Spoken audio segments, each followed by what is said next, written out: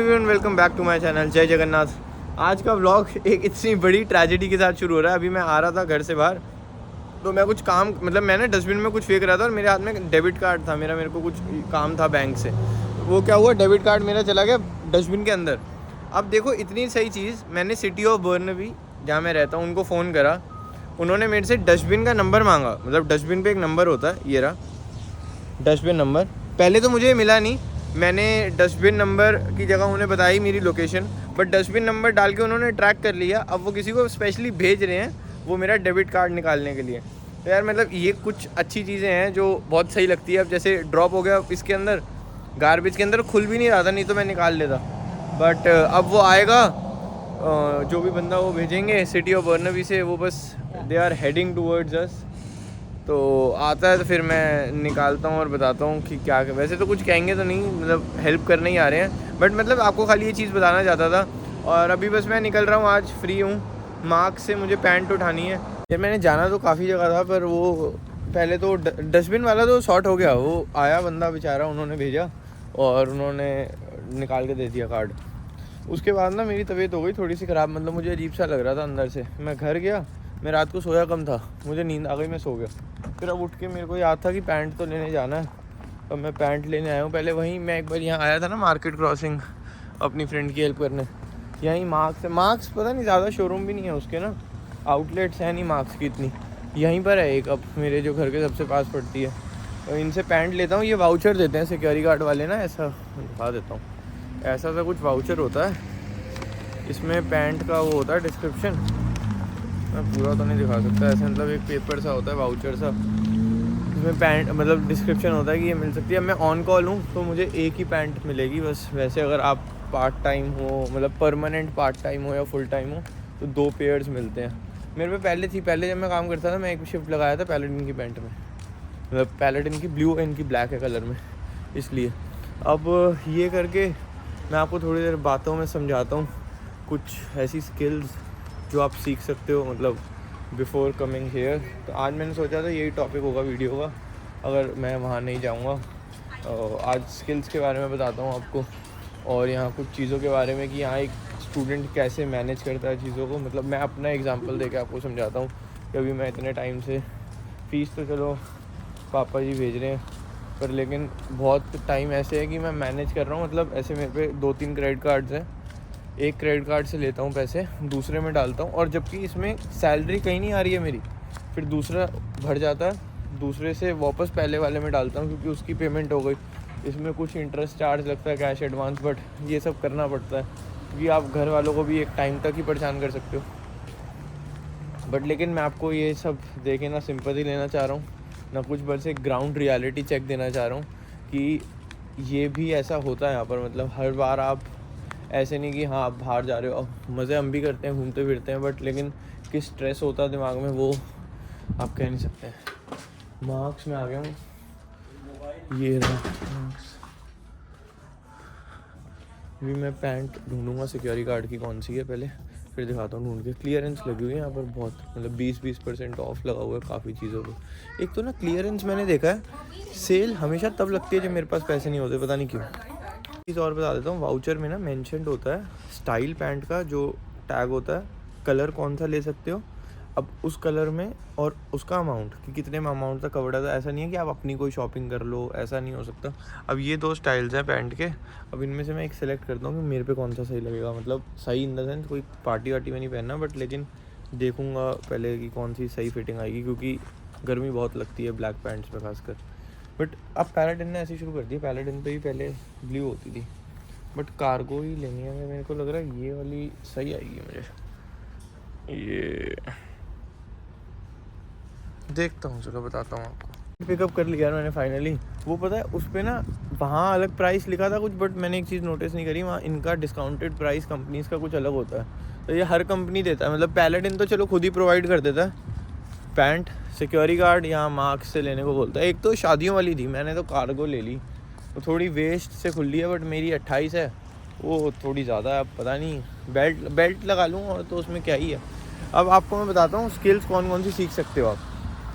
Skills में पहले ना कुछ 4-5 चीज़ें तो ऐसी नोट कर लो जो यहाँ कनाडा आने से पहले आपने सीखनी ही सीखनी है, क्योंकि बहुत बच्चे ना, मतलब ऐसे कोई कंपैरिजन नहीं है, बट वो आउटस्कर्ट टाइप एरिया से आते हैं जहाँ पर ये स्किल्स बहुत मतलब लोग नहीं, उनके पेरेंट्स उन्हें भेज देते हैं या फिर उनको मतलब यहाँ आना होता है, बस उस जल्दबाजी में वो लोग सीखते नहीं हैं। आपको स्किल्स के बारे में बताता हूँ क्या है, और बहुत बेसिक स्किल्स हैं, उन्हें सीखे बिना यहाँ पर आओगे तो यहाँ आके प्रॉब्लम होगी, और असाइनमेंट्स में, जॉब्स में, ये हर जगह आपके काम आएंगे। बहुत बेसिक बता रहा हूँ इस वीडियो में, स्किल्स के ऊपर एक प्रॉपर वीडियो भी बनाऊंगा, बट इसमें एक बेसिक स्किल सेट सुन लो, दिमाग में रख लो।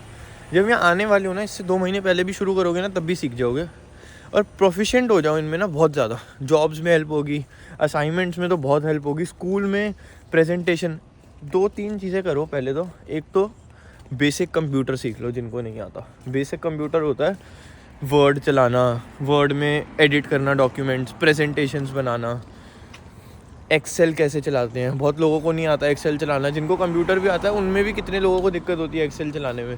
ऐसा नहीं है कि यहाँ कोई प्रोफेसर हेल्प नहीं करेगा, बट इतना टाइम नहीं होता किसी के पास कि वो आपको बेसिक से सिखाए। और आप यहाँ सीखने जाओगे तो बहुत पैसे लगेंगे।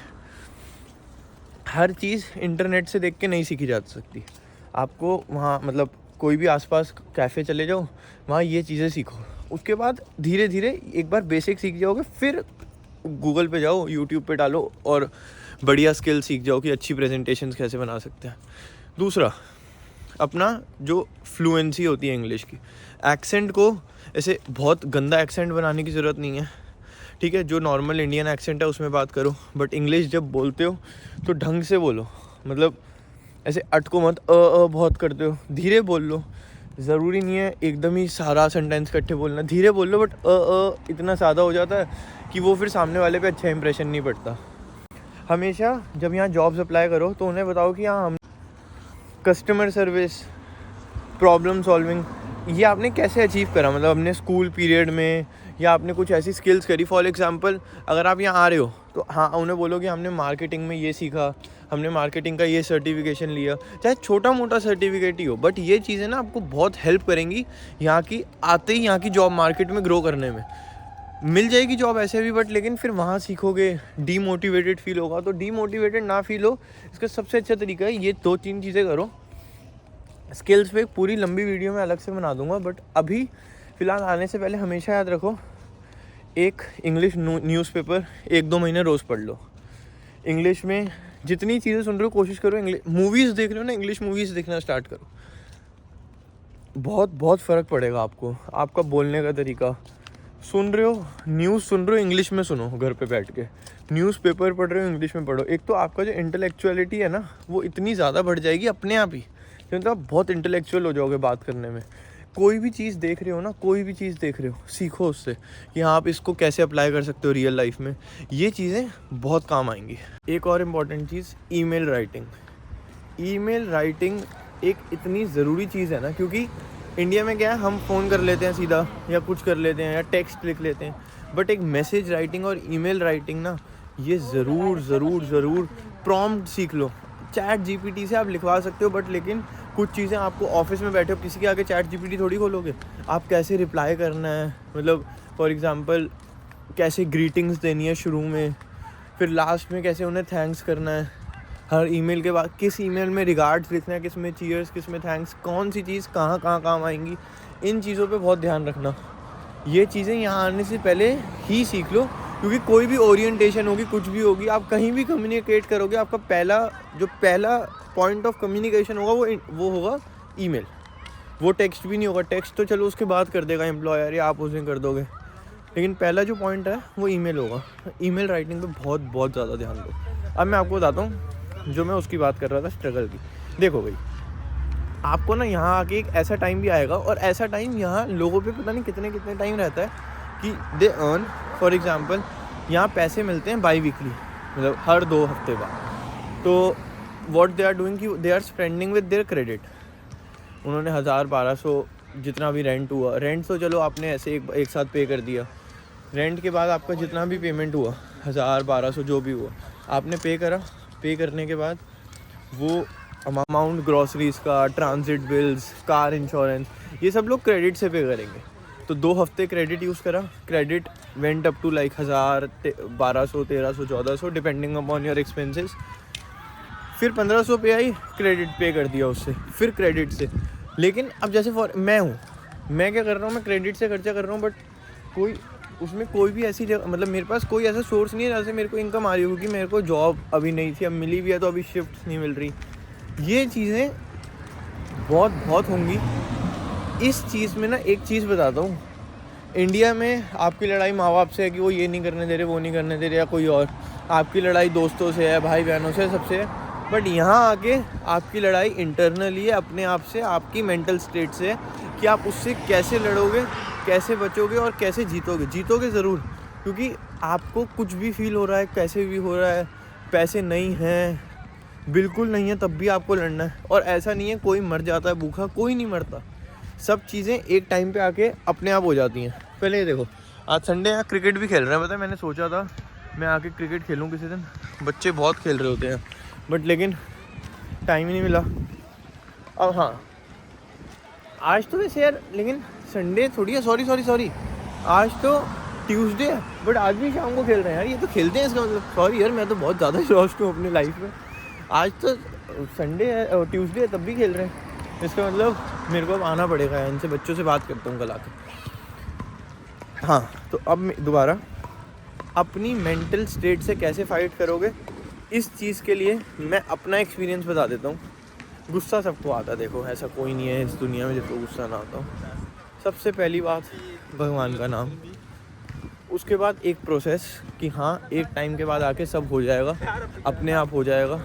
आपको थोड़ा टाइम रुकना पड़ेगा, यहाँ कैसे होगा क्या, मतलब रश में मत रहो, गलत काम में मत पड़ो। जितना ज़्यादा धर्म से चलोगे, जितना ज़्यादा, उतनी जल्दी तो चलो नहीं भी, लेकिन एक टाइम पे आके वो फाइट करने वाला नेचर बन जाएगा। चीज़ एक टाइम पे डिक्लाइन हो रही है। अब डिक्लाइन कितने टाइम तक हो जाएगी? एक ग्राफ बहुत देर तक नीचे नहीं जाएगा, हिट करेगा वापस ऊपर जाएगा। इन चीज़ों में हार मत मानना, यहाँ आके सबके साथ होता है, आप पहले नहीं होगे। इस बारे में मैं अगले व्लॉग में और बात करूँगा। तो आज की वीडियो को यहीं ख़त्म करते हैं। लाइक कर देना, शेयर कर देना, सब्सक्राइब कर देना। स्नान यात्रा की वीडियो नहीं देखी तो प्लीज़ देख लेना।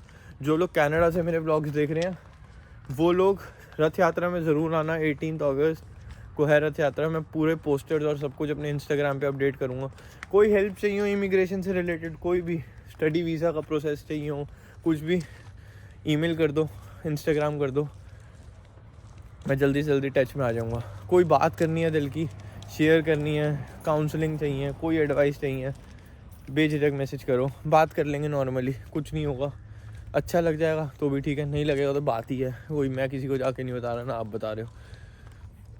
मिलते हैं अगले वीडियो में। जय जगन्नाथ।